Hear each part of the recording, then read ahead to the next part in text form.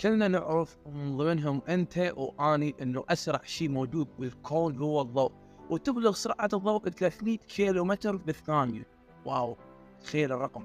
بالساعة، إذا بالساعة يطلع مليار كيلومتر بالساعة سرعة الضوء، يعني شيء رهيب.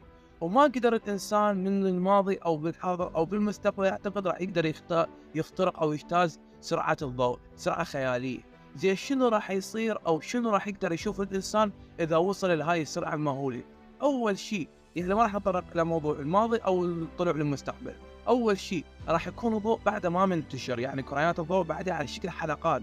راح يكون المكان كله عبارة عن عتم وظلام، وراح تكون شكل الضوء راح يكون على شكل قطرات أو شكل حلقات، لأن بعده ما منتشر. وهذا اللي راح يشوفه الإنسان، راح يشوف عبارة عن ظلام وكريات الضوء قاعد تنتشر. إذا عجبك المقطع لا تنسى ضغط زر اللايك والمتابعة حتى تشوف فيديوهات جديدة إلي. وبس.